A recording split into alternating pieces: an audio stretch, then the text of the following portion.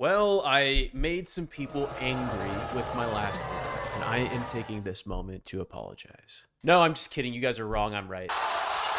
But in my last video, I explained why the free internet, the idea that advertisers should support everything and make everything seemingly free is actually a bad thing for everybody. Believe me, you do not want me involved in this. I genuinely didn't think this was a controversial take, but this has confused and infuriated many of you. Just hear me out. I know you don't want to pay $8 a month for Twitter. I don't want to pay $8 a month for Twitter because I don't pay for Twitter right now, and $8 a month is more than $0 a month. One of the cutest ideas that I heard in response to my last video, it's adorable that you think this.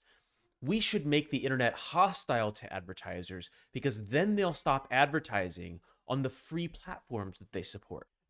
I cannot comprehend what it must be like to live in a world where you just imagine that these social media platforms whose server hosting alone can cost millions of dollars a year, who hire hundreds if not thousands of engineers, each of whom can make upwards of $500,000 a year, that these people just ought to make this free for you.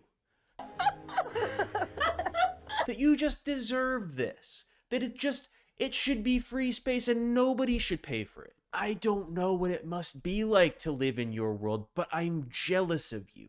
Genuinely. The reality is that this shit is not cheap and somebody is going to pay for it. Right now, we are paying the cost in mental health. We have social platforms whose revenue comes exclusively from advertising dollars. But they can't stop it, can they?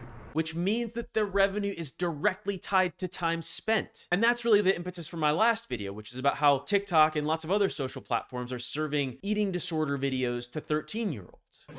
What?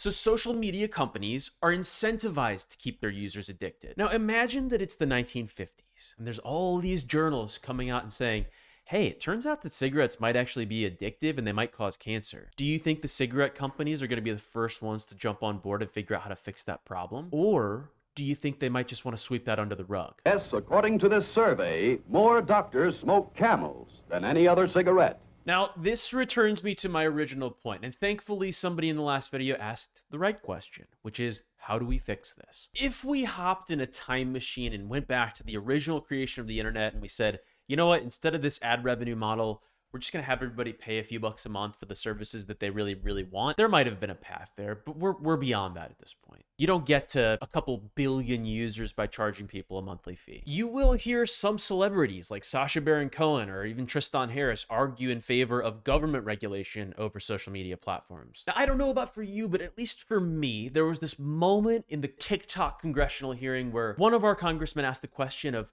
whether or not TikTok connects to the Wi-Fi. Mr. Chu, does TikTok access the home Wi-Fi network? And at that moment, I think this option fell off the table. Unless we're talking about something illegal, the government should have absolutely no influence or bearing on what kinds of ideas get shared within social networks. But let's go look at other industries that have potentially harmful products. We don't say that you can't buy alcohol because it's dangerous. We put warning labels on it. We do the same thing with cigarettes. Chocolate bars are not the healthiest thing at the grocery store, but we don't say you can't buy chocolate bars. Instead, we require that the food producer puts a label on the back that tells us the ingredients and how it's going to affect us in terms of nutrition. Maybe you're thinking, but Joe, wait, that sounds like government regulation. And you know what?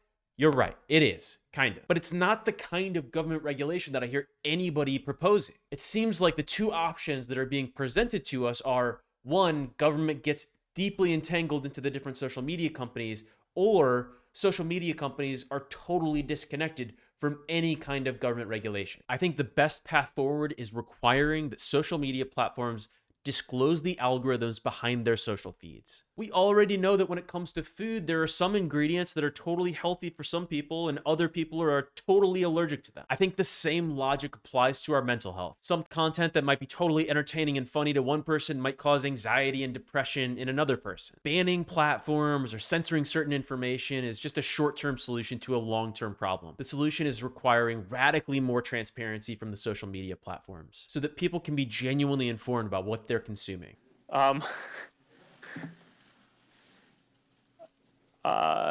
No. All right, tell me why I'm wrong in the comments.